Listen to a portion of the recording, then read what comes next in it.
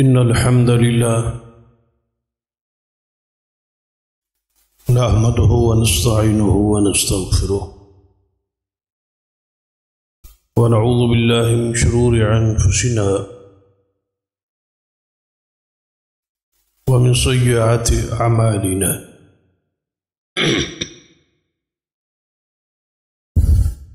من يهد الله فلا مضل له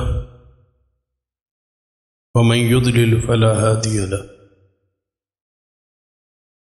أشهد أن لا إله إلا الله وحده لا شريك له وأشهد أن محمدا عبده ورسوله أما بعد فإن خير الحديث كتاب الله وخير الهدي هدي محمد صلى الله عليه وآله وسلم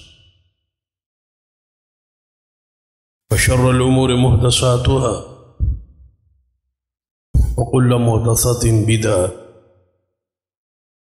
كل بدعة ضلالة أما بعد أعوذ بالله السميع العليم من الشيطان الرجيم من همزه ونفخه ونفثه بسم الله الرحمن الرحيم إنه كان لا يؤمن بالله العظيم ولا يحض على طعام المسكين رب اشرح لي صدري ويسر لي أمري واحلل عقدة من لساني يفقهوا قولي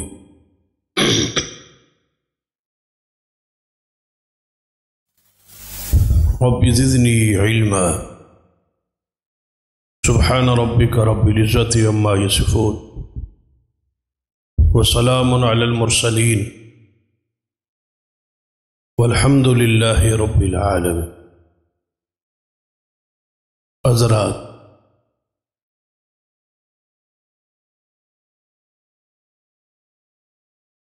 گناہ جو ہے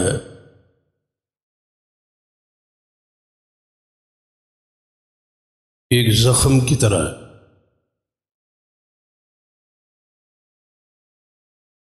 اس حوالے حدیث بھی ہے کہ نبی اکرم صلی اللہ علیہ وسلم نے فرمایا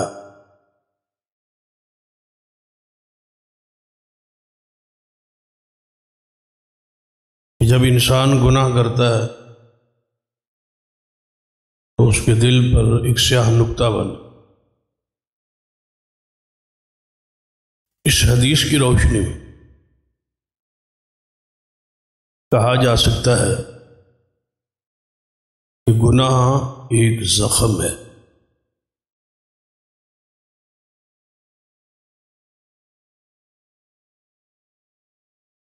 بے وقوف انسان وہ ہے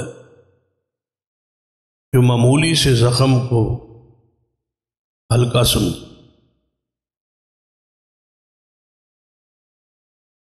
بہت سارے زخم ایسے ہوتے جو انسان کی موت کا سبب بن.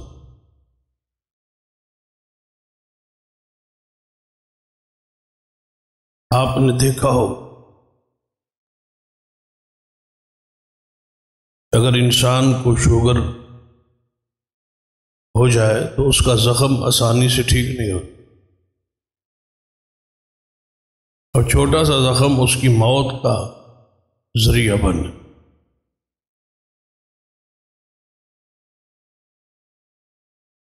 امام ہشام بن حسان رحمہ اللہ فرماتے ہیں کہ میں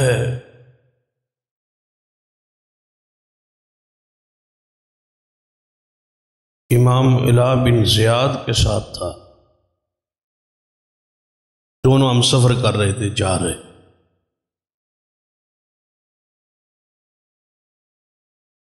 راستے میں شدید بارش ہوئی. اور گلیوں میں کیچڑ ہو۔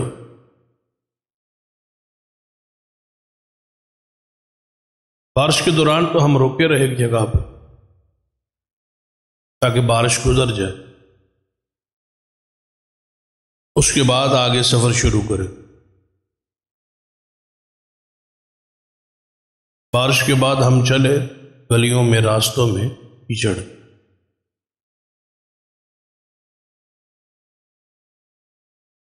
تو امام ہشام بن حسان فرماتا ہے کہ میں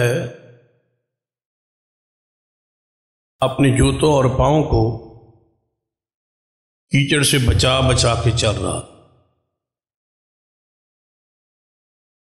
کہ کم از کم پاؤں جو ہے وہ کیچڑ سے بچے رہے، محفوظ رہے۔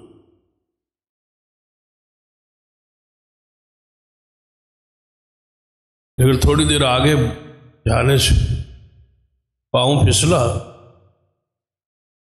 اور بندے بھی جا رہے تھے راستے، تو میں پھسلتے پھسلتے ایک بندے پہ جا گرا، جوتا میرا اتر گیا اور پاؤں میرا کیچڑ میں پھنس گیا۔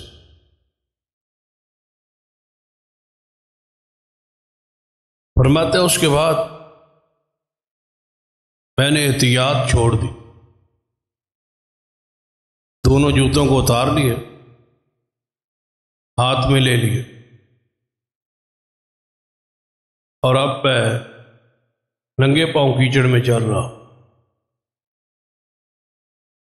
جب پاؤں خراب ہو ہی گیا ہے،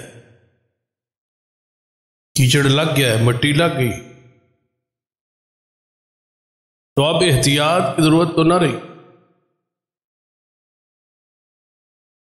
تو میں ننگے پاؤں چلنے لگا، اور پوری طرح دونوں پیر میرے جو ہے وہ کیچڑ میں بھرے ہو گئے مٹی سے، اور جا رہا ہوں۔ جب منزل مقصود پہ پہنچے،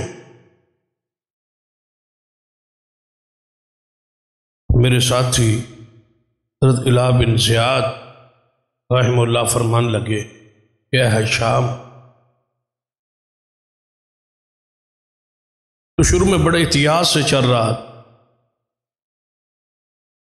لیکن جب تیرا پاؤں کیچڑ میں پھنس گیا، لت پت ہو گیا، بھر گیا، تو نے احتیاط چھوڑ دی۔ اس لیے کہ جب پاؤں کو مٹی لگ ہی گئی، پھر احتیاط کی ضرورت کیا ہے؟ پھر کھل کے چلیں اور کھل کے جائیں۔ تو فرمایا کیا میرے بھائی، گناہ کی یہی حالت کیفیت، پہلی دفعہ گناہ مشکل ہوتا ہے، جب اس میں پاؤں پھنس جائے، یہ گند انسان کو لگ جائے، تو پھر انسان احتیاط چھوڑ دے، پھر گناہ پہ گناہ کرتا رہا، اس کو ہلکا سمجھتا ہے، معمولی سمجھتا ہے، پھر سوچتا ہے کہ اس گناہ کی حیثیت کیا ہے، یہ بڑا ہے، یہ چھوٹا ہے، لیکن گناہوں پہ گناہ وہ کیے جا رہا ہے، اس لیے کہ اس کا پاؤں اس میں پھنس گیا۔ اب وہ احتیاط نہیں کرے،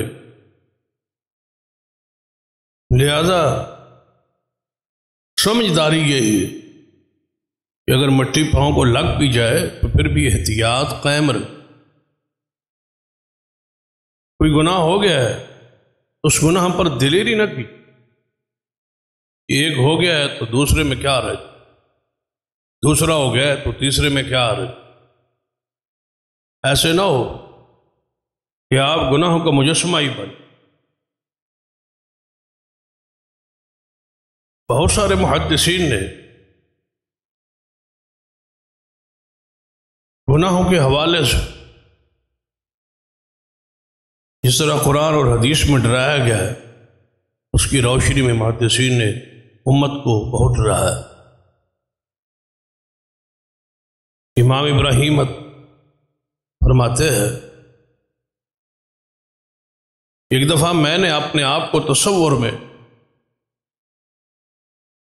ایسے سمجھے کہ میں نے اپنے آپ کو جہنم میں داخل کر لی، آنکھیں بند کر لی اور تصور میں اپنے آپ کو جہنم میں داخل، اپنے ہاتھوں کو خود ہتھکڑی لگائی، تصور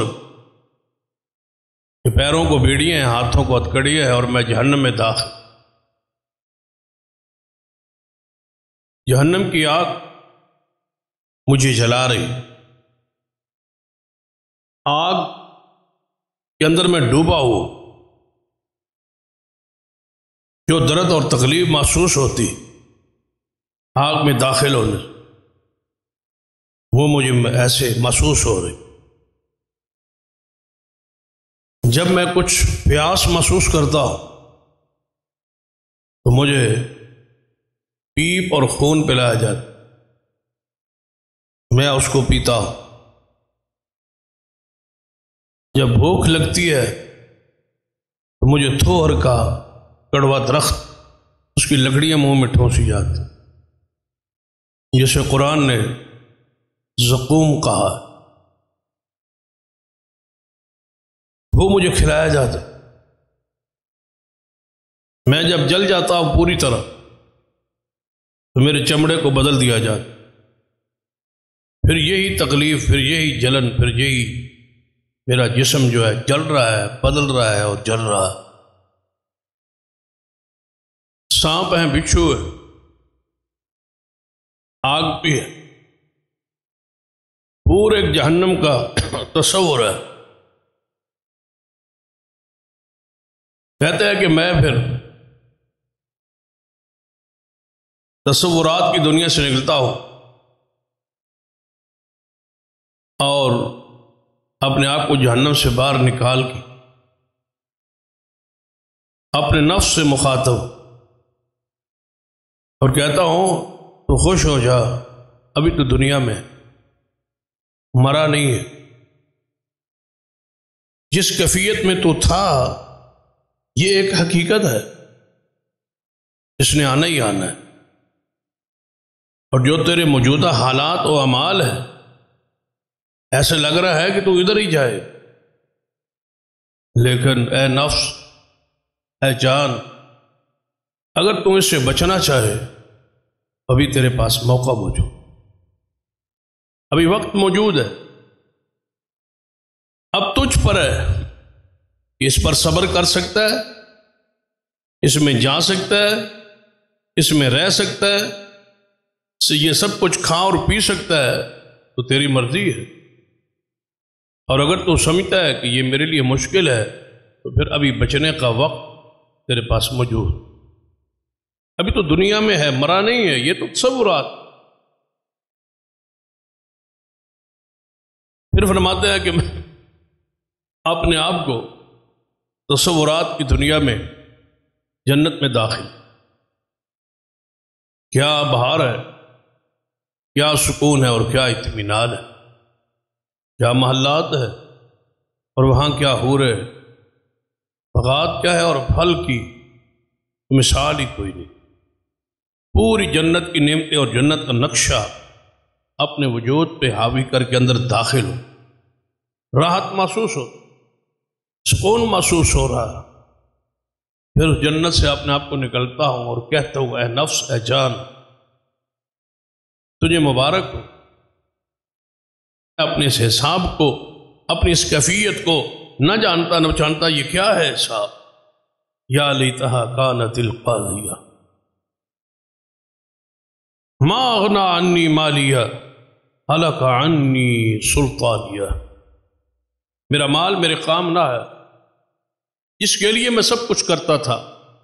امام ابن الجوزی رحمہ اللہ فرماتے ہیں میں نے جہنم کے اسباب پہ غور کیا کہ جہنم میں کون سی چیزیں ہیں، کون سے سبب ہیں، کون سے اعمال ہیں جو بندے کو لے جاتے، تو فرماتے ہیں جو مجھے بات سمجھ آئی کہ جہنم میں لے جانے والا سبب گناہ ہے، اور گناہ کے پیچھے لذت، بس لذت ایک چیز ہے جو بندے کو جہنم کی طرف لے کے جا رہی۔ یہ لذت زبان کی ہو یا کسی بھی انداز میں ہو، اگر زنا کرتا ہے تو اس کے پیچھے یہ گناہ ہے اور گناہ کے پیچھے یہ لذت، اگر حرام کھاتا ہے تو اس کے پیچھے ایک زبان کا چسکا اور لذت۔ فرمایا یہ تو فنا ہونے والی، یہ لذت تو ختم ہونے والی، لذت ختم ہو جائے گی، گناہ باقی رہے گا۔ لذت تو چند لمحات کی ہے، وہ ختم ہو جائے گی، لیکن گناہ محفوظ رہے گا، گناہ باقی رہے گا، گناہ لکھا رہے گا، اور گناہ پر قیامت والی گرفت اور پکڑ اور سزا ہو۔ تو ایک عارضی اور فانی لذت کے لیے تو نے اپنی پورے وجود کو عذاب میں مبتلا کر۔ لذت کس کی تھی؟ وجود پورا عذاب میں، پورا دکھ اور تکلیف میں۔ کس چیز پر تم نے صبر کیا ہے؟ ما اغنا عنی مالیہ، مال دنیا میں جرائم کرنے کے بعد بچ جاتا تھا کیونکہ میرے پاس مال تھا۔ حلقہ انی سلطانیہ، میں وہاں گناہ کرتا تھا، بچ جاتا تھا اس لیے کہ میرے پاس اقتدار تھا، حکومت تھی، سرمایہ تھا، پیسہ تھا، اقتدار تھا، حکم چلتا تھا، میں گناہ کرتا تھا، چھپا، کوئی مجھے پکڑ نہیں سکتا تھا، میں قانون سے بھالا تھا، رشوت چلتی تھی، پیسے چلتے تھے، میں بچ جاتا تھا۔ ما اغنا عنی مالیہ حلق عنی سلطانیہ۔ آج کوئی ہے جو مال لے؟ اللہ فرماتے ہیں یہاں مال تو نہیں چلتا۔ آج کس کی بادشاہی ہے؟ تیری تو بادشاہی ہی نہیں، تیری تو حیثیت ہی کوئی نہیں ہے۔ لمن الملک اليوم، آج تو بادشاہی کس کی ہے؟ للہ الواحد القہار، آج تو قہار کی بادشاہی، آج تو سارے بادشاہ میرے سامنے جھکے ہوئے، اور رب نفسی کے آوازیں ان کی طرف سے آ رہے، فرشتوں کی آواز آئے گی، اللہ تبارک و تعالیٰ سے طرف سے حکم ہوگا، خذوہ فغلوہ ثم الجحیم صلوہ ثم فی سلسلۃ ذرعها 70 ذراعا فاسلکوہ۔ اے فرشتو، یہ کیا بک بک کر رہا ہے؟ یہ کیا کہتا ہے کہ میرا مال میرے کام نہیں آیا، بادشاہت میرے کام نہیں آئی، حساب نہ ہوتا میں ویسے ہی مر گیا ہوتا، مٹ گیا ہوتا، ختم ہو گیا ہوتا، آج میں اٹھتا نہ، میں آتا نہ۔ یہ کیا کہہ رہا ہے؟ خذوہ، 70 ہاتھ لمبا زنجیر لو، 70 ہاتھ بندے کو پکڑنے کے لیے، اس کی گرفت کے لیے، اس کو جکڑنے کے لیے تو چند میٹر، چند گز زنجیر کافی ہے۔ پھر کتنا لینا ہے؟ 70 ذراعا، 70 ہاتھ لمبا زنجیر۔ اس پر مفسرین نے لکھا ہے کہ اس کی کیفیت یہ ہوگی کہ 70 ہاتھ لمبا زنجیر ہوگا جو منہ کی طرف سے داخل کر کے دبر کی طرف سے نکال کے آگے سے باندھ کے اس کو ایسے پھینکا جائے گا جیسے چڑیاں ہکارنے کے لیے عورتیں اور مرد اپنی فصلوں میں پتھر کو پھینک، ایسے جہنم میں انہیں ڈالا جائے، گھما کے پھرا کے اس کو جہنم میں ڈال جائے۔ فرمایا اس کا قصور و جرم کیا ہے؟ پکڑو اس کو، جکڑو اس کو، خذوہ فغلوہ ثم الجحیم صلوہ، پکڑو، جکڑو اور 70 ہاتھ لمبا زنجیر لے کے اس میں باندھو اور اس کو جہنم میں پھینک دو۔ قصور کیا ہے؟ انہ کان لا یؤمن باللہ العظیم، یہ اللہ کی عظمت پر ایمان نہیں رکھتا تھا، یہ اللہ کی شان پر ایمان نہیں رکھتا تھا، یہ اللہ کی ذات اور صفات اور قدرت پر ایمان نہیں رکھتا تھا۔ یہ کہتا تھا میں ہی ہوں اور جو کچھ ہے وہ میں کر رہا ہوں، یہ نظام چل رہا ہے میری وجہ سے چل رہا ہے، گھر چل رہا ہے میری وجہ سے، دکان چل رہی ہے میری وجہ سے، ملک چل رہا ہے میری وجہ سے، ساری برادری چل رہی ہے میری وجہ سے، میں ہوں تو سارا کچھ ہے، میں نہیں ہوں۔ انہ کان لا یؤمن باللہ العظیم، چاہیے تو یہ تھا کہ یہ کہتا کہ یہ میرے رب کا فضل ہے، میرے رب کا انعام ہے، ہم اس لائق نہیں تھے، ہم اس پوزیشن میں نہیں تھے، ہم اس لائق نہیں تھے، ہمیں قدرت نہیں ہے، ہمیں طاقت نہیں ہے، ہمیں تو کچھ بھی نہیں، ہم تو کچھ بھی نہیں، جو کچھ ہے انہ کان لا یؤمن باللہ العظیم، یہ اللہ کی عظمت پر ایمان نہیں رکھتا۔ اللہ پھر اپنی عظمت کو منواتا ہے یا نہیں؟ اللہ اپنی کبریائی کو منواتا ہے، اپنی قدرت کو منواتا ہے۔ جب انسان ظلم پہ آ جائے، جب انسان کفر پہ آ جائے، جب انسان طغیانی اور نافرمانی پر آ جائے، جب بندہ فرعون بننے کی کوشش کرے، جب بندہ یہ کہے کہ میں ہوں اور میں سب کچھ کر سکتا ہوں، تو اللہ تعالیٰ کسی زمین پر پھر جھٹکے دے کے سمجھاتا ہے کہ میں ہوں اور تم کچھ بھی نہیں۔ آپ نے سنا اور آپ نے دیکھا کہ ترکی اور شام میں کیا ہو۔ اس وقت تک 17,000 کے قریب بندے مر چکے۔ کچھ زلزلے کی زد میں آئے، کچھ مکانوں کے اندر دھنس گئے اور تباہ ہو گئے۔ 17,000 بندے، ایک لمحہ کتنے منٹ لگے ہوں، سیکنڈ کو گنیے، منٹوں کی یہاں تو بات ہی نہیں۔ سیکنڈ کے اندر اللہ نے بستیوں کی بستیوں کو زمین میں دنسا دی ہے۔ ہمیں کب سمجھ آئے، ہم کب جاگیں گے، کب ہوشیار ہو، کب غفلت کی جو چادر ہے اس کو اتاریں گے، کب گناہوں کو چھوڑیں گے۔ حضرت فضیل بن عیاض رحمہ اللہ کے بارے میں آتا ہے نا، اس زمانے کی چور تھے، ڈاکو تھے، اور بدنام زمانہ ڈاکو تھے۔ جس علاقے سے گزرتے بستیوں میں اعلان ہو جاتا کہ یہاں سے فضیل گزر گیا ہے، اپنے مالوں کو سنبھال لو، اپنی عزت اور مالوں کو سنبھال لو۔ زمانے کے مشہور ترین ڈاکو اور چور تھے، لیکن ایک آیت نے رخ کو بدل دیا۔ یعنی ہم پر وہ وقت نہیں آیا۔ کئی ممالک کے لیے الرٹ جاری ہے، یہاں بھی زلزلہ آ سکتا ہے، یہاں بھی زلزلہ آ سکتا ہے، یہاں بھی زلزلہ آ سکتا ہے۔ اس ملک میں آیا ہے، کیا اس ملک میں مسجدیں بھر گئی ہیں نمازیوں سے؟ نہیں۔ تبدیلی آ گئی ہے؟ نہیں۔ کیا اس بستی، جہاں بستی کی آدھی بستی غرق ہو گئی، باقی آدھی بستی کی جو زندہ لوگ ہیں وہ اسی طرح نافرمان ہیں جس طرح پہلے؟ آخر کیا وجہ ہے کہ ہمارے دل کی یہ حالت، یہ کیفیت کیوں ہوگی؟ فضیل بن عیاض رحمہ اللہ رات کو ڈاکے کے زنا اور بدکاری کے لیے ایک گھر میں داخل ہو، چھتوں سے گزر رہے، ایک چھت سے پھر دوسرے چھت پر، دوسرے سے تیسرے مکان کی چھت پہ جا رہے ہیں جہاں جانا ہے۔ تو ایک گھر کے صحن میں ایک بندہ قرآن پڑھ رہا ہے، قرآن پاک کی یہ آیت مبارکہ جب پڑھی، سنی، الم یعن للذین آمنوا ان تخشع قلوبہم لذکر اللہ۔ کیا معنی ہے اس کا؟ کیا وہ وقت نہیں آیا؟ کب وقت آئے گا کہ تمہارے دل ڈر جائے؟ کب وقت آئے گا تمہارے دل پھٹ جائیں گے اور ڈر جائیں گے، اللہ کے خوف سے آنکھوں سے آنسو گر پڑیں گے؟ وہ وقت کب آئے؟ فضیل بن عیاض جا کے رہے تھے ڈاکے گئے، یہ آیت کانوں میں پڑی، وہیں رک گئے، فرمایا ہاں میرے اللہ وقت آ گیا، اے میرے اللہ وقت آ گیا ہے کہ دل تیرے ذکر پر لگ جائے اور دل ڈر جائے۔ یا اللہ میں رک گیا ہوں، وقت آ گیا۔ پھر وقت کے امام بنے اور زہد کے امام بنے، متقی اور پرہیزگار بنے، ان کا تقوی اور زہد لوگوں کے لیے مثال اور نمونہ بنا۔ ایک لمحہ، ایک ذرہ، ایک چیز، ایک واقعہ ان کے رخ کو موڑنے کے لیے کافی ہو۔ ہماری حالت اور کیفیت کیا ہے؟ انہ کان لا یؤمن باللہ العظیم۔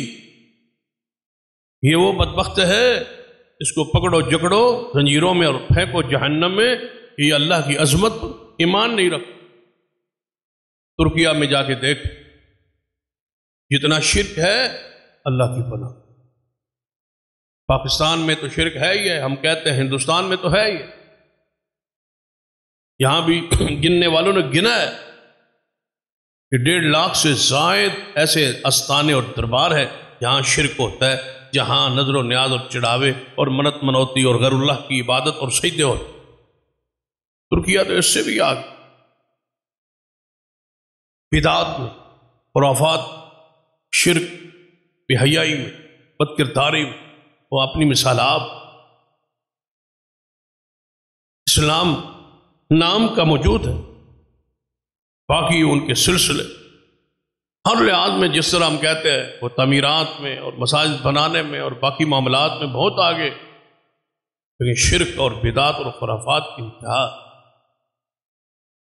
کوئی سمجھانے والا سمجھائے، کوئی ڈرانے والا ڈرائے کہ کیا ابھی بھی وقت نہیں ہے؟ کہاں ہے تمہاری طاقت، کہاں ہے تمہاری ترقی، کہاں ہے تمہاری ساری چیزیں؟ وہ ایک لمحے میں زمین بوس کرنے پر آج کی قادر ہے۔ تبارک الذی بیدہ الملک وہو علی کل شیء قدیر۔ گناہگاروں، نافرمانوں، باغیوں، ایک لمبا عرصہ نافرمانی کی، ایک لمبا عرصہ ہم نے گناہ کیے، ایک زندگی کا بہت حصہ گزر چکا ہے، زیادہ گزر گیا، تھوڑا رہ گیا۔ یا گزرنے والے، رہنے والے سال، رہنے والے ایام، رہنے والے جو دن ہیں، کیا وہ فرما برداری پر نہیں لگ سکتے؟ ایک مفسر نے تو بڑی پیاری بات فرماتے ہیں، ایک چیز روزانہ کھانے سے بھی بندہ اکتا جاتا ہے، تھک جاتا ہے۔ روزانہ روٹی کھائے تو بندہ تھک جاتا ہے، روزانہ گوشت کھائے تو بندہ تھک جاتا ہے، روزانہ کوئی چیز کھانے سے بندہ اکتا جاتا ہے۔ بندے کی زبان کی یہ لذت کہتی ہے، دل یہ کہتا ہے کہ آج کوئی اور متبادل چیز ملے، چاہے اس سے کم ہو، لیکن ذائقہ دل چاہتا ہے کہ بدلے۔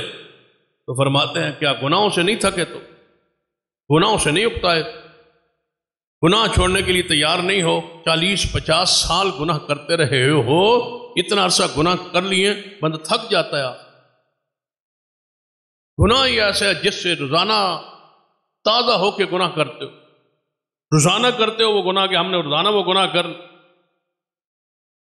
اور اپنے مال اور زبان کی لذت کے لیے حرام کے کمائی اور پیسہ اکٹھے کرنے کے لیے تم رات دن عبادت کو، دین کو، نماز کو، روزے کو، جماعت کو چھوڑ کے بیٹھ، نماز با جماعت، صرف دنیاوی لذتوں اور دنیاوی چاہتوں کے۔ سن لو اس کی حیثیت کیا ہے۔ سرور کائنات محمد رسول اللہ صلی اللہ علیہ وسلم نے ارشاد فرمایا، قیامت کا دن ہو، اللہ تبارک و تعالیٰ کے سامنے جب یہ بندے پہنچ، اور یاد رکھیے حساب ہونا ہی ہو۔ ایک حدیث ہے نا، ام المومنین سیدہ عائشہ صدیقہ رضی اللہ تعالیٰ عنہا فرماتی کہ جب یہ آیت اتری نا، فَأَمَّا مَنْ أُوتِيَ كِتَابَهُ بِيَمِينِهِ، قیامت والا دن جب اعمال نامہ دائیں ہاتھ میں ملے گا، فَسَوْفَ يُحَاسَبُ حِسَابًا يَسِيرًا، اور لوگوں سے آسان ترین حساب لیا جائے۔ ان لوگوں سے حساب لیا جائے گا جن کے دائیں ہاتھ میں اعمال نامہ ملے گا اور حساب آسان لیا جائے۔ امی عائشہ رضی اللہ تعالیٰ فرماتی ہے، میں نے پوچھا یا رسول اللہ صلی اللہ علیہ وسلم، اس حساب آسان سے کیا مراد؟ فرمایا اللہ کے سامنے پیشی، دائیں ہاتھ میں اعمال نامہ ہوگا، اللہ کے سامنے پیشی ہوگی، اللہ تبارک و تعالیٰ فرمائیں گے میرے بندے آئے ہو؟ جی آیا ہوں۔ کیسے ہو تم؟ اللہ خیر و عافیت بندے سے پوچھے گا اور معاف کرتا جائے گا اور بندہ آگے بڑھتا جائے گا۔ یہ ہے آسان ہے۔ فرمایا عائشہ جس سے پوچھ گچھ شروع ہو گئی وہ تو پھنس گیا، جس کا اعمال نامہ کھل گیا نا، بس چلو، ایک تو ہے خیر و عافیت پوچھی اور آگے چلا گیا، یہ ہے تو آسان ترین حساب، ہر بندے نے دینا ہے، گزرنا ہے یاد۔ اور جس سے اس نے پوچھ لیا، رک جاؤ، کھولو اس کی کتاب۔ امی عائشہ فرماتی ہیں حضور نے فرمایا وہ بندہ تو پھنس گیا، پھر اللہ کو حساب دے کے نکلنا مشکل، یہاں بندوں کو دینا مشکل ہے، اللہ کے سامنے وہ تو جانتا ہے۔ بندے کو دھوکہ دیا جا سکتا، بندے کو تو غلط فہمی میں مبتلا کیا جا سکتا، بندے سے تو آنکھ جی چرا کے نکلا جا سکتا، لیکن اللہ تبارک و تعالیٰ تو آنکھوں کی خیانتوں کو بھی جانتا ہے، آنکھوں کے اشاروں کو بھی جانتا ہے، اس سے تو نکلنا ناممکن ہے۔ جس کا حساب کھل گیا پھر ہوگا کیا؟ حدیث پاک نبی علیہ الصلوۃ والسلام فرماتے ہیں جب اللہ کے سامنے بندے پیش ہوں تو اللہ تعالیٰ فرمائیں گے این الفقراء هذه الامہ والمساکین، اس امت کے مساکین اور فقیر لوگ، غریب لوگ کہاں ہیں؟ مومنین ہوں اور مسکین ہوں۔ یہ خوشخبری ہے ان لوگوں کے لیے جو اہل ایمان ہے، اہل توحید ہے، اہل اسلام ہے، نماز روزے زکوٰۃ دین کے پابند ہیں اور ان کے پاس مال نہیں، بہت مال تھوڑا ہے، صرف گزران کے لیے، ان کے لیے مبارک۔ وہ اس طرح سے کمتری کا شکار نہ ہوا کر، وہ اللہ کا شکر ادا کرے، جس حال پہ اس نے رکھا ہے ہم راضی، وہ پریشان نہ ہوں، ان کے لیے مبارک ہے، خوشخبری ہے اس حدیث میں۔ حضور فرماتے ہیں اللہ تعالیٰ پوچھے گا اس امت کے، اس محمد مصطفیٰ کی امت کے فقراء و مساکین اور اس کے مساکین کہاں ہیں؟ اللہ تبارک و تعالیٰ کے سامنے پیش ہو، یا اللہ یہ فقیر ہے، یہ غریب لوگ ہیں اس امت محمدیہ کے، یہ حاضر، مومنین بھی ہیں، موحدین بھی ہیں، فقیر بھی ہیں، غریب بھی ہیں، مسکین ہیں، اللہ کے سامنے پیش۔ اللہ تعالیٰ فرمائے گا اے میرے بندو، اے امت محمدیہ کے مسکینوں، غریبوں، فقیروں، مومنین، موحدین، کیا کیا ہے تم نے؟ کوئی عمل؟ اپنے کوئی اعمال پیش کرو، کیا کوئی عمل کیا ہے؟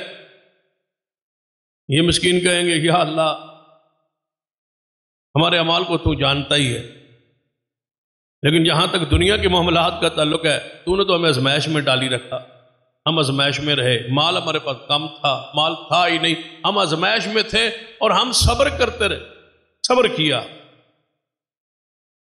مال تو نے دیا فلاں فلاں کو، یہ بندے کھڑے جن کو تو نے مال دیا، اقتدار دیا، مال ان کے پاس تھا، اقتدار ان کے پاس تھا، ہم دیکھتے تھے، ہم کرائے پر تھے، یہ کوٹھیوں میں، ہم مانگتے تھے، جھونپڑیوں میں تھے، اور یہ بڑے بڑے مالدار اور بڑی بڑی سواریوں پہ۔ ہماری یہ حالت ہے اور ان کی یہ حالت ہے، ہم نے اس ازمائش پر صبر کیا ہے، صبر کے علاوہ اور ہمارے پاس کیا ہے؟ یا اللہ مال تو ہے نہیں، اس کا تو نے حساب لینا ہے، جو ہم نے کمایا اس کو کھا لیا، بچوں کو کھلا دیا، اور ہمارے پاس کچھ نہیں ہے حساب دینے کے پاس، کچھ بھی نہیں ہمارے پاس، صبر ہے، مال ان کے پاس ہے، دولت تو ان کے پاس ہے، اقتدار ان کے پاس ہے، تو نے ہمیں ان کا غلام، ان کے متحد، ان کے نوکر چاکر اور غریب ہمیں بنایا تھا، باقی تو یہ سارا کچھ کھڑے۔ اللہ تعالیٰ فرمائے گا تم سارے جنت میں داخل ہو جاؤ، اور اللہ فرمائے گا ان امیروں سے، ان مالداروں سے ذرا حساب شروع کرو۔ اللہ تبارک و تعالیٰ ان غریبوں کو 500 سال پہلے امیروں سے جنت میں داخل کر، یہ چلے گئے ہیں جنت پہنچ، حساب دینے والے یہ کھڑے، کھاتے کھلے ہو گئے، رجسٹر کھلے ہو گئے، کھول بھائی رجسٹر سارے، اپنے حساب لیا، پیش کر، کیسے کمایا، بتا تو نے مال کمایا کیسے، پہلے تو حساب دینا کتنا کمایا، یا اللہ اتنا کما لی، وہ تو فگر سامنے آ گیا اتنا کما لی، پھر اللہ تعالیٰ پوچھے گا کمایا کیسے ہے، طریقہ بتا، کہاں کا خیانتیں کرتا رہا، کہاں کا ملاوٹ کرتا رہا، کہاں کا دھوکے کرتا رہا، کہاں کا جھوٹ بولتا رہا، سارا کچھ بتلا۔ یا جب بتلانے لگے گا تو اللہ تعالیٰ فرمائے گا تو نے ایسے کمایا، یہ تو بتلا دیا، اب ذرا بتا یہ خرچ کہاں کہاں کیا، اس کا حساب، کمائی تیری آ گئی ہمارے سامنے، اب بتا کہ تو نے خرچ کہاں کہاں کیا۔ اور ایک اور مقام پہ ہے اللہ تعالیٰ فرمائے گا اس سے کہ ذرا اس کو، یہ تو ہے نا اس کا حساب کتاب جو اس نے دیا ہے، تو کیا جانتا ہے تیرے محاسبے اور حساب کا ہم نے انتظام نہیں کیا، لے آؤ وہ کتاب جو اس کی ہم نے لکھوائی ہے، اقرا کتابک، یہ کتاب پکڑ اپنی اور پڑھ اس کو، کفا بنفسک الیوم علیک حسیبا، آج تیرے محاسبے کے لیے تیری اپنی کتاب ہی کافی۔ جب یہ کتاب اپنی دیکھے گا، وہ سامنے کتاب ہے کھلی ہوئی، پتہ کیا کہے گا، یا ویلتنا یا ویلتنا ما لہذا الکتاب لا یغادر صغیرۃ ولا کبیرہ، ہے یہ کیسی کتاب ہے، اس نے تو کوئی چھوٹی چیز اور بڑی چیز چھوڑی ہی نہیں، بڑی تو بڑی، اس نے تو کوئی چھوٹی چیز بھی نہیں چھوڑ، ایک دھیلے کا بھی حساب لکھا ہو، ایک آنے کا حساب بھی اس میں تو لکھا ہوا ہے، یہ کیسی کتاب ہے؟ اللہ فرمائے گا تیرے سارے اعمال تیرے سامنے ظاہر، پڑھ اپنی کتاب، کھول اپنی کتاب، پھر اللہ تعالیٰ سوال کرے۔ حدیث ہے، سیدنا ابو ہریرہ رضی اللہ تعالیٰ فرماتے ہیں اللہ تعالیٰ پوچھے گا اسے، الم نصح لک جسمک، مجھے بتا تیرے جسم کو ہم نے صحت نہیں دی تھی؟ تو ہٹا کٹا نہیں تھا، یہ ذرا جسم ٹھیک نہیں تھا؟ اور تجھے پینے کے لیے ہم نے ٹھنڈا پانی دنیا کے اندر، زمین کے اندر رکھا نہیں تھا؟ پینا پانی تو پیتا رہا، صحت مند تھا تو، اب حساب دے اپنے اعمال۔ نماز تو نہیں پڑھ سکا، اعمال تو نہیں کر سکا، حساب دے۔ تیری صحت ٹھیک تھی، نہ کاروبار کے لیے ٹھیک تھی، مال کے لیے ٹھیک تھی، دکان کے لیے ٹھیک تھی، مسجد کے لیے تیری صحت خراب، دماغ پہ تیرے بوجھ پڑتا تھا، تو نہیں آتا تھا۔ بتا تیری صحت ہم نے تجھے دی یا نہیں؟ پھر اللہ تعالیٰ فرمائے گا فرشتوں کو، کتنے فرشتے ہیں؟ حدیث پاک میں ہے 70,000 لگاموں کو فرشتوں نے پکڑا ہوگا۔ 70,000 لگامیں ہیں جہنم کی، 70,000، ہر لگام کو فرشتہ پکڑے گا، کتنا؟ 70,000۔ یہ کتنا بنتا ہے؟ 4 ارب 90 کروڑ فرشتہ جہنم کو پکڑ کے لائے۔ 7 ارب کے قریب ساری دنیا کے انسان ہیں، ایک جہنم کو لانے کے لیے 5 کروڑ کے قریب، 5 ارب کے قریب فرشتے، باقی فرشتے جو اللہ کے عرش کو اٹھانے والے، اللہ کی عبادت کرنے والے، باقی جنت کے فرشتے، باقی معاملات، یہ جہنم کو کھینچ کے لانے والے کتنے فرشتے؟ اللہ فرمائے گا لے آؤ جہنم، وجیء یومئذ بجہنم، جہنم کو لے آؤ۔ جب جہنم سامنے آئے گی، اللہ فرماتا ہے یومئذ یتذکر الانسان، اس دن انسان نصیحت پکڑے گا اور کہے گا یا اللہ یہ ہے جہنم، مجھے دنیا میں بھیج، اب میں نیک اعمال کر کے۔ یہ مفسر نے بڑی پیاری بات فرماتے ہیں، تم تو دھوپ پہ نہیں کھڑے ہو سکتے، جہنم میں کیسے جاؤ؟ کمزور اتنے ہو کہ دھوپ پہ نہیں کھڑا ہو۔ جہاں اگر سمجھ نہ آئے تو روزانہ آگ کے قریب جا کے نہ ہاتھ نزدیک کر کے دیکھا کرو کہ اس کو برداشت کر لو۔ اگر اس کو برداشت کر لو گے تو ٹھیک ہے، پھر جو مرضی ہے کرتے رہو۔ اگر وہ برداشت نہیں ہوتی، دھوپ برداشت نہیں ہوتی، آگ کی تپش برداشت نہیں ہوتی، سیدنا ابو ہریرہ کے رضی اللہ عنہ کے بارے میں آتا ہے اگر کسی لوہار کے بھٹی کے پاس سے گزرتے تو بے ہوش ہو جاتے کہ یہ آگ ہے، یہ آگ ہے جس میں بندوں نے جانا ہے، ہمیں تو کوئی چیز جو ہے۔ اور ایک اور حدیث میں آتا اللہ تعالیٰ بندے سے پوچھے کہ تو نے کیا کیا ہے؟ وہ کہے گا یا اللہ میں نے تجھ پر ایمان لایا، کتابوں پر ایمان لایا، تیرے رسولوں پر ایمان لایا، میں نے نماز پڑھی، میں نے صدقہ و خیرات کیا، میں نے روزے رکھے۔ اللہ تعالیٰ فرمائے گا یہ بول رہا ہے، چپ ہی نہیں کرتا، بک بک کرتا ہے، اس کی زبان کو بند کرو،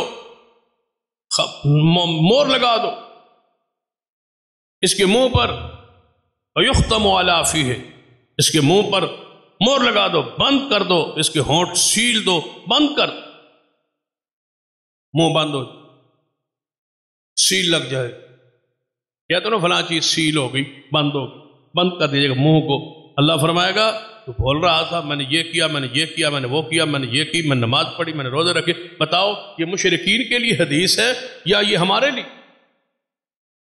میں تجھ پر ایمان لایا، اللہ پر صحیح معنوں میں ایمان کون لاتا ہے؟ موحد۔ تیری کتابوں پر ایمان لایا، تیرے فرشتوں پر ایمان لایا، تیرے رسولوں پر ایمان لایا، میں نے نماز پڑھی، میں نے روزے رکھے، میں نے صدقہ و خیرات کیا۔ اللہ فرمائے گا جھوٹ بولتا ہے، بند کرو اس کی زبان، مور لگا اس کی زبان پر، ہم گواہ لاتے ہیں، بتلاتے ہیں تو نے کیا کیا۔ تو منافق آدمی ہے، اس کی زبان ذرا بند کرو، یہ بولنے کا عادی تھا، چپ نہیں کرتا تھا، اس کو ذرا بند کرو نا۔ آج میرے سامنے، اللہ کے سامنے کھڑا ہو کے بولے جا رہا ہے، یہ کیا میں نے، وہ کیا میں نے، یہ کیا میں نے، وہ کیا، یہ سمجھتا ہے یہ دنیا کی چلاکی ہے، چستی ہے، یہاں سے بھی نکل جاؤ۔ اللہ فرمائے گا اس کی زبان بند کرو، مور لگاؤ، مور لگ۔ اللہ فرمائے گا اس پر گواہی پیش کرو، گواہ لاؤ اس پر۔ یہ کہے گا اللہ مجھ پر گواہ کون، مجھ پر گواہی آج کون دل میں سوچ رہا ہے، مجھ پر پتہ نہیں کون گواہ لایا جا رہا ہے، کس کو منہ تو بند ہے نا، سوچ رہا ہے مجھ پر گواہ کون آ سکتا ہے، مجھ پر گواہی کون دے گا؟ تو اللہ تعالیٰ نے کیا فرمایا؟ رسول اللہ فرماتے ہیں کہ اللہ تعالیٰ چمڑے کو بولنے کی قوت ہے، چمڑے بولے، وجود بولے گا، جلد بولے گی، ہڈیاں بولیں گی، پاؤں بولیں گے، ہاتھ بولیں گے، بولیں گے تو زبان سے بولے جا رہا، رب نہیں جانتا تو نے کس لیے، تو کہاں کہاں جاتا رہا، نمازیں گنتا ہے، گناہ نہیں گنتا، پاؤں بولیں گے تو صرف مسجد کی طرف جاتا تھا، تو اور جو کرتوت کرتا تھا وہ تو کیوں نہیں بیان کرتا؟ نمازوں کی طرف جانا بیان کرتا ہے، لیکن جو تو گناہ کرتا رہا، ہم پر چل کے جاتا رہا، رات کو کھاتے لگاتا رہا، زنا کرتا رہا، بدکاریاں کرتا رہا، فحشی کرتا رہا، جھوٹ بولتا رہا، ملاوٹیں کرتا رہا، دھوکے کرتا رہا، بے ایمانی کرتا رہا، لوگوں کے مال کھاتا رہا اور ان کے مالوں کو حاصل کرنے کے لیے رشتے دیتا رہا، اور تو کہہ رہا ہے کہ میں نمازیں پڑھتا تھا؟ یہ آپ کو چپ ہے، اور فرشتے کے سامنے، اللہ کے سامنے یہ سارے جلد، سارا وجود اس کے خلاف بول رہا۔ اور بڑے پیارے مفسر نے بڑی پیاری بات فرماتے ہیں، اگر کوئی بندہ بیمار ہو جائے تو ڈاکٹر کے پاس جاتا ہے چیک کروانے، تو فرماتے ہیں ڈاکٹر کے کہنے پر اب وہ پرہیز بتلاتا ہے، لکھے جا رہا ہے، پرہیز بتلا رہا ہے، جو چیزیں اس کو پسند ہے وہ روک رہا ہے، یہ چیز نہیں کھانی، یہ نہیں کھانی، یہ نہیں کھانی، یہ نہیں کھانی۔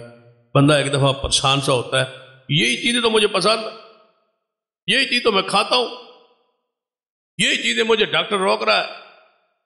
اب گھر آ گیا، جب گھر پہنچا ہے وہ چیزیں موجود ہے، دسترخوان پہ ساری وہ چیزیں موجود ہیں، لیکن یہ نہیں کھاتا، کیوں؟ اس لیے اگر اپنے نفس کے ساتھ، اپنی جان کے ساتھ یہ مخلص ہے تو نہیں کھائے گا اور کہے گا مجھے ڈاکٹر نے روک۔ وہ حضرت نے بڑی پیاری بات لکھی ہے، فرمایا ڈاکٹر کے کہنے پر نقصان دہ چیزیں چھوڑ دیتے ہو، رسول اللہ کے کہنے پر کیوں نہیں چھوڑ؟ جس کا کلمہ پڑا ہے محمد مصطفیٰ صلی اللہ علیہ وسلم، فما کان للمؤمن ولا مؤمنہ اذا قضى الله ورسوله امرا ان يكون لهم الخيرة من امرهم، بتاؤ ويحلل لهم الطيبات، کہ حلال پکیزہ چیزیں اللہ نے تمہارے لیے حلال کی تھی اور خبیث چیزیں محمد مصطفیٰ نے حرام کر دی تھی۔ حضور کے کہنے پر تم گناہوں سے نہیں روکے، اور ڈاکٹر کے کہنے پر تم حلال چیزوں سے رک گئے ہو صرف اپنے وجود کے لیے، اور کیا جانتے ہو کہ یہ وجود دنیا میں بچ جائے گا ڈاکٹر کے کہنے پر، جہنم سے کیسے بچے گا؟ وہاں تو حضور کا راج، وہاں تو حضور کی بات چلنی ہے۔ محمد فرق بین الناس، قیامت والے تو رسول اللہ کی پرہیز ہے۔ ما آتاکم رسول فخذوہ وما نہاکم عنہ فانتہوا، جو کوئی رسول اللہ دین لے لو، جس سے رسول اللہ روکے رک جاؤ۔ رسول اللہ کے کہنے پر رکے نہیں، حکم پر رکے نہیں، جہنم میں جانا پسند کر لیا ہے، اور ڈاکٹر کے کہنے پر حلال اور طیب چیزوں سے رک گئے ہو اس لیے کہ چند دن کی صحت مل جائے۔ پھر فرماتے ہیں اگر ڈاکٹر کہے نا اس کو نزلہ ہے، زکام ہے، بیماری ہے، 3 دن ٹھنڈا پانی نہیں پی، فرماتے ٹھنڈا پانی چھوڑ دیا ہے، حضور کے کہنے پر گناہ نہیں چھوڑے تاکہ محمد کے ہاتھوں سے کوثر کا جام پی۔ رسول اللہ کے کہنے پر بھی ان کا بھی کوئی حق تھا، تیرے وجود پر کیا محمد مصطفیٰ کا حق نہیں؟ جب کلمہ پڑھ لیا ہے تو مصطفیٰ کے کہنے پر وہ باتیں کیوں نہیں کرتے جو حضور نے فرمائی ہے، کیوں نہیں رکتے جس سے حضور نے روکا؟ قرآن تو کہتا ہے مومن مرد عورت ہو، اس کو لائق اختیار ہی نہیں کہ جب اللہ اس کو رسول کا حکم دے دے پھر اپنی مرضی کرنے کا اختیار تو باقی رہتا ہی۔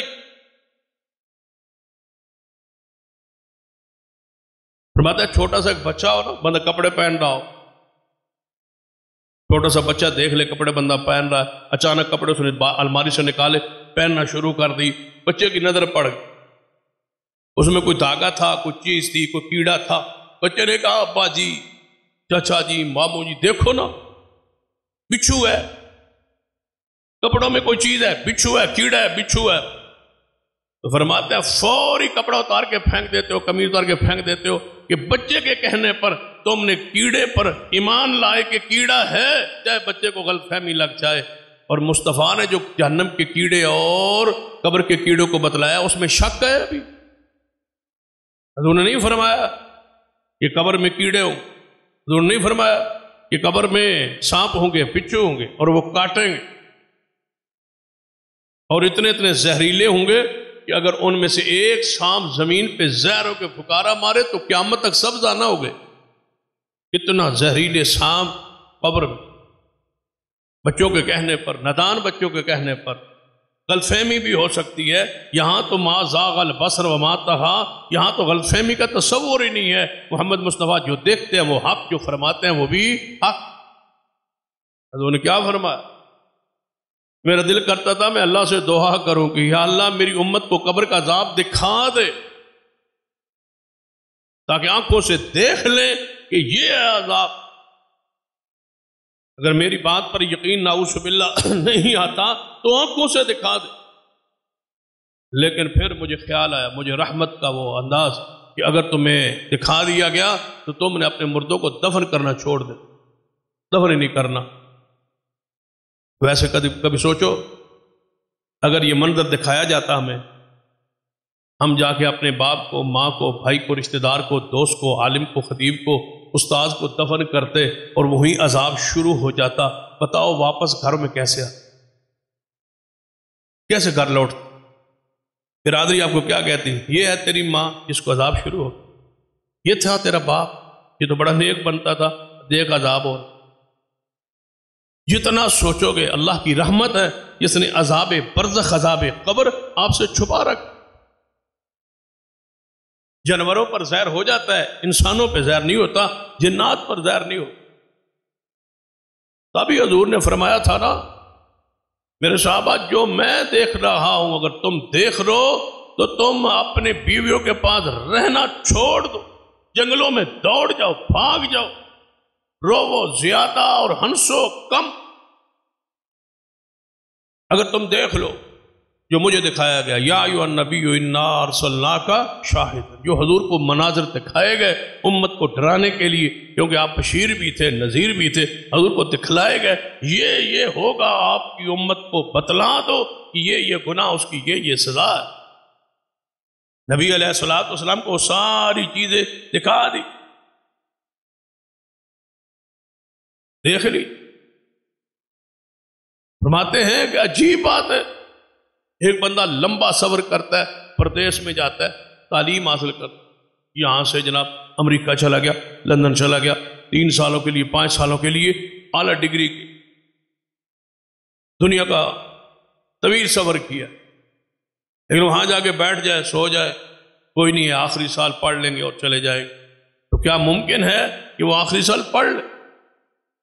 فرماتے ہیں کیسا بے وقوف انسان ہے جو کہتے ہیں آخری عمر میں عبادت کر لے، توبہ کر لے۔ تو اللہ کے بندو، فرماتے ہیں کہ اگر ایک درخت ہے، اس کو آپ کو کہا جائے کہ اس کو درخت کو اکھیڑ دے، کاٹ، وہ درخت ابھی اگا ہے، ابھی وہ بڑھ رہا ہے، اس کو کاٹنا آسان ہے، کاٹ لیں گے آپ۔ فرماتے اگر کہہ دے نہیں کاٹ لیں گے، فرمایا کاٹنے والا بوڑھا ہوتا جائے گا، وہ مضبوط ہوتا جائے گا، پھر بڑھاپے میں کیسے کاٹو؟ جب وہ مضبوط ہو جائے گا، جب گناہوں سے لتھڑ جاؤ گے، گناہ مضبوط ہو جائیں گے، دل سیاہ اور زنگ آلود ہو جائے گا، پھر صاف کیسے کرو؟ کیسے پھر توبہ کر گے؟ کیسے پھر صاف کرو؟ کیا اللہ سے ڈر نہیں آتا کہ اگر آج ہی موت آ جائے؟ کتنے بندے ہیں جو سورج چڑھتا دیکھتے ہیں لیکن غروب ہونے سے پہلے مر جاتے؟ کتنے لوگ ہوتے ہیں جو غروب ہوتے زندہ ہوتے ہیں، طلوع سے پہلے مر گئے ہو؟ کتنے ایسے لوگ ہیں؟ اس لیے حضرت عبداللہ بن مسعود رضی اللہ تعالی عنہ صاحب کے رسول فرمات موجود تھے، ایک بندہ آیا، کہنے لگا مجھ سے یہ گناہ ہو گیا ہے، کوئی توبہ ہو سکتی ہے؟ عبداللہ بن مسعود نے غصے سے، جلال سے اپنے چہرے کو پھیر، یہ کیا پوچھتا ہے، اتنا بڑا گناہ کیا اور توبہ پوچھتا ہے؟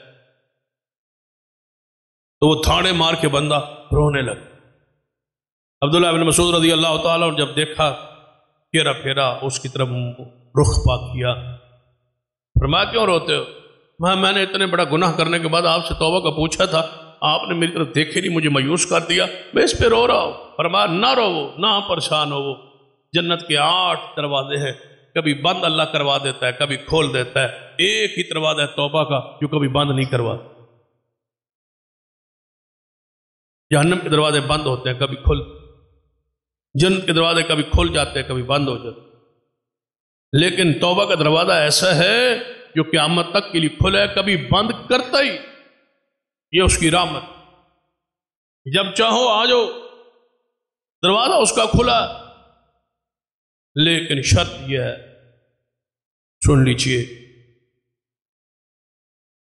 کہ بیمار شخص وہ بیمار ہے اس کی زندگی میں گناہ، اپنے آپ کو صحیح نہ سمجھ، وہ گناہ گار بندہ بیمار، یہ بیماری ہے، گناہ بیماری ہے، گناہ ایک زخم ہے، یہ ایک بیماری ہے جو لگی ہوئی ہے آپ، اور اس کا علاج توبہ ہے۔ توبہ کیجیے، اللہ سے گناہوں کی معافی مانگ، کہیں ایسا نہ ہو کہ ہم بھی سوئیں اور زلزلے آ جائیں، اللہ ہمیں معاف فرمائے، ہمارے ملک پر رحم فرمائے۔ ترکیہ وہ شام والی حالت کیفیت کہیں ہم پر نہ، ابھی تو کئی ممالک کو کہا جا رہا ہے کہ یہاں بھی آ سکتا ہے، یہاں بھی آ سکتا ہے، یہاں بھی آ سکتا ہے، اس میں آپ کا ملک پیچھے۔ ماہر فلکیات یا جو ان چیزوں کے ماہر ہیں وہ کہتے ہیں کہ ہم نے پہلے ہی الرٹ کر دیا تھا کہ ترکی میں زلزلے آ سکتے، اور پھر ایشیا پورے کو کہا جا رہا ہے کہ کہیں کہیں یہ زلزلے آ سکتے۔ کیا ہم انتظار کر رہے ہیں؟ اور ہم تو پہلے یہ بھگت چکے، ایسا خوفناک زلزلہ تو ہمارے ملک میں پہلے آ چکا، تو کیا ہم اس سے پہلے توبہ نہ کر لیں کہ اللہ نہ کرے کہ ہمیں توبہ کا موقع ہی نہ ملے۔ ہم یہ سوچ رہے ہیں کہ کوئی یہاں تو نہیں ہے، لیکن اگر آ جائے، اللہ نہ کرے، اللہ میں معاف فرمائے، آ جائے تو پھر کیا اس لائق ہے کہ اللہ کے سامنے ہم پیش ہو سکیں؟ اسی پر اختتام ہو جائے جس پر آج ہم ہیں، انہی اعمال پر ہمارا اختتام زندگی ہو جائے تو پھر حالت کیفیت پہ غور کرو، کیا بنے گا، کیا ہوگا ہمارے ساتھ۔ فرماتے ہیں کہ گناہ بیماری ہے، علاج اس کا توبہ، ایک ہی علاج ہے گناہ کا کہ توبہ کی، اور توبہ کے بعد فرماتے ہیں شفا کب ہوگی؟ جب تم توبہ کرو گے، پھر گناہ نہیں کرو گے، سمجھو اللہ نے شفا دے دی، سمجھو بیماری ختم، بیماری چلی گئی، جڑ سے ختم ہو گئی ہے بیماری، اور اتنی جڑ سے وہ مہربان اور رحمان اور رحیم ختم کرتا ہے۔ حدیث پاک میں ہے، قرآن پاک میں ہے کہ اللہ تعالیٰ گناہوں کو نیکیوں میں تبدیل فرما دے۔ ایسی مہربانی کہاں ہے کہ گناہوں کو نیکیوں میں تبدیل کر؟ اس لیے حدیث پاک پر آتا ہے کہ جب کوئی تم سے گناہ ہو جائے فوری نیکی کرو، تاکہ وہ گناہ دھل جائے، وہ ختم ہو جائے، وہ مٹ جائے، نیکی اس کو مغلوب کر دے، مٹا دے، اور تمہاری گناہ جو نیکی ہے وہ اوپر آ جائے۔ تو ہمیں ان ممالک سے جہاں زلزلے آئے عبرت پکڑنی چاہیے۔ ویسے بھی ہمارے ملک تو بد امنی کا شکار ہے، آپ نے دیکھا پشاور میں کتنے نمازیوں، یعنی کہ مسجد کے اندر نماز پڑھتے ہی دھماکے سے اڑا دے۔ اس کا مطلب ہے کہ زندگی اللہ کے علم، ہمیں ہر وقت توبہ میں رہنا، ہمیں ہر وقت نیکی میں رہنا چاہیے۔ کتنے پقیدہ ہے وہ لوگ، موت تو آنی ہے نا، لیکن حالت نماز میں آ جائے، نماز پڑھتے آ جائے، اعمال نامہ ٹھپ ہو تو نماز ہو، مور نماز کی لگے، اس سے بڑی سعادت اور کیا ہو۔ لیکن ہمیں ذہنی فکری طور پر تیار رہنا چاہیے کہ اگر آج موت آ سکتی ہے تو میرے پلے کچھ نیکیاں ہوں جس کی بنیاد پر یا ایھا الذین آمنوا اتقوا اللہ ولتنظر نفس ما قدمت لغد واتقوا اللہ، اے ایمان والو دیکھو، روزانہ محاسبہ کرو کل کے لیے تم نے آگے کیا بھیجا، کل آنے والا ہے اس کے لیے آپ نے آگے کیا بھیجا ہے۔ اپنی اس پر اصلاح کیجیے، توبہ کیجیے، تاکہ کسی گرفت اور پکڑ سے ہم اللہ کی گرفت اور پکڑ سے محفوظ رہ سکیں۔ شرک سے اجتناب کیجیے اور بدعات کا سے اجتناب کی، گناہوں سے اپنے آپ کو بچائیے، حرام کھانے سے اپنے آپ کو بچائیے، لوگوں اس سے اچھالنے سے اپنے آپ کو بچائیے، نیکی اور تقوی کی طرف آئیے تاکہ موت آئے تو اللہ کے سامنے سرخرو ہو سکے۔ اقول قولی ھذا واستغفر اللہ لی ولکم ولسائر المسلمین وآخر دعوایا الحمد للہ۔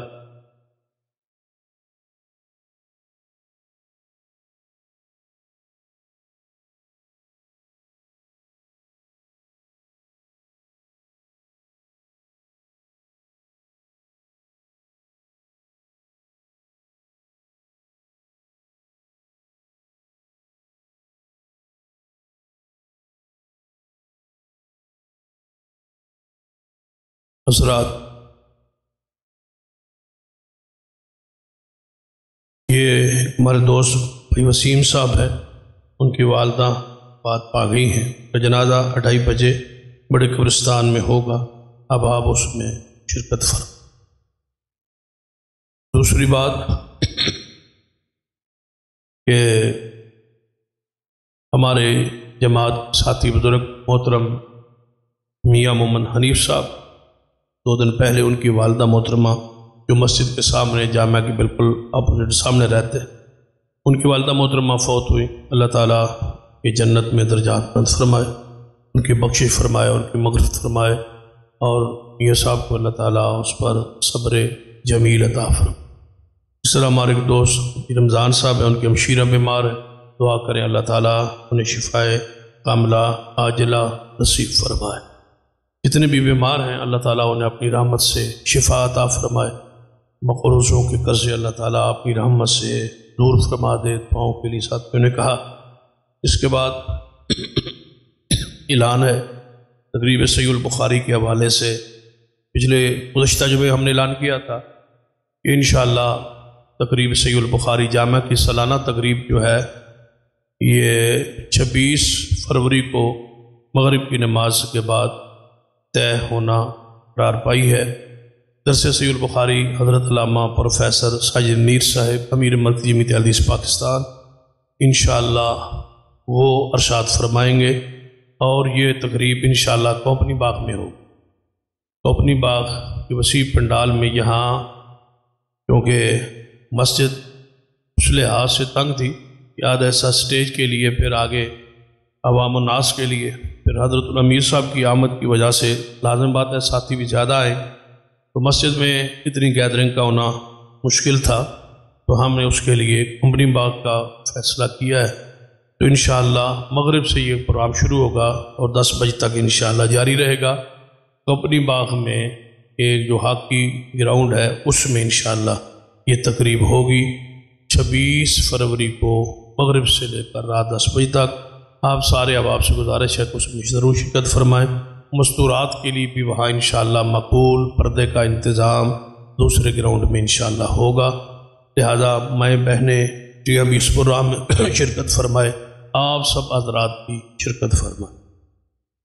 اس کے بعد خطبے میں آپ نے سن لیا ترکیہ کے حوالے سے اور شام کے حوالے سے کہ وہاں زلزلہ آیا اور جو تباہی ہوئی وہ آپ نے میڈیا پر دیکھ، تو حکومت پاکستان بھی وہاں جو ہے وہ تعاون کر رہی ہے، اور ہماری جماعت نے بھی فیصلہ کیا ہے مرکزی جمعیت احمدیہ پاکستان نے کہ ترکی کے اندر اور شام کے اندر زلزلہ زدگان کے ساتھ تعاون کیا جا سکے۔ اس کے لیے ہماری جماعت کا نمائندہ وہاں کی میں بفضل اللہ تعالیٰ پرسوں سے پہنچ چکا ہے، اور وہاں مالی تعاون امداد جو ہے بذریعہ سفارت خانہ ترکی کے سفارت خانے کے ذریعے وہاں پہنچایا جا رہا ہے، جماعت پہنچا رہی۔ حضرت الامیر پروفیسر ساجد میر صاحب ترکی کے سفیر کو ملے اور وہاں معاملات طے ہوئے، اس لیے آج پورے ملک میں تمام مساجد اہل حدیث میں ترکی کے زلزدگان کے لیے مالی امداد کا اعلان کیا جا رہا۔ آپ سے گزارش ہے کہ اس میں بھرپور آپ حصہ ڈالیں۔ آپ کے علم میں ہے کہ جب پاکستان میں کوئی آفت یا مصیبت یا پریشانی آتی ہے، یقیناً ترکی ہمارے ساتھ تعاون کرنے میں نمایاں ممالک میں ہو، تو بحیثیت مسلمان ہمارا یہ فریضہ اور حق بنتا ہے ہم ان بھائیوں کے لیے اپنی جذبات کا، اپنی سار کا، قربانی کا جو ہے وہ مظاہرہ کریں۔ سارے احباب ترکی کے زلزدگان کے لیے مالی امداد کریں گے، یہاں جمع ہوگی، اس کے بعد بذریعہ مرکز یہ ترکی کے سفارت خانے میں آپ کی مدد جو ہے وہاں پہنچے گی، اور وہاں سے ہماری جماعت کے جو وہاں نمائندے اور کیمپ ہوگا جو لگ چکا ہے ترکی میں، وہاں انشاءاللہ مستحقین تک یہ آپ کا تعاون اور آپ کی مدد پہنچے گی۔ تو آپ ذرا کھل کے محبت کا اظہار فرمائیں، سارے احباب اس کے لیے تعاون اکٹھا کریں، جمع کریں۔ ابھی جن کے پاس ہے وہ جمعے کے بعد یہاں میرے پاس جو ہے اندر جمع کرا دیں، بار ساتھی ہوگا تو طلباء کھڑے ہو جائیں گے، وہ مسجد سے ہٹ کے اس تعاون کے لیے آپ اس میں حصہ ڈالیں، اور پھر بعد میں جو دینا چاہے وہ بھی رابطہ کر سکتا ہے۔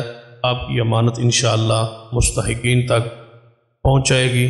اللہ تعالیٰ پوری دنیا پہ رحم فرمائے، خاص کر جہاں زلزلہ ہے اللہ تعالیٰ ان کو اس کا نعم البدل عطا فرمائے، اور جو بچے یتیم ہوں گے، جو بچیاں یتیم ہوئیں، جو حالات کفیت میڈیا پر کلپس دیکھے گئے، ایک ہولناک منظر ہے، اللہ تعالیٰ ہمیں اس عذاب سے اور اس ایسی آزمائش سے اور ایسی گرفت سے اللہ ہمیں محفوظ فرمائے۔ ان الحمدللہ نحمدہ ونستعینہ ونستغفرہ ونعوذ باللہ من شرور انفسنا ومن سیئات اعمالنا من یهد اللہ فلا مضل له ومن یضلل فلا هادی له اشهد ان لا الہ الا اللہ وحدہ لا شریک له واشهد ان محمد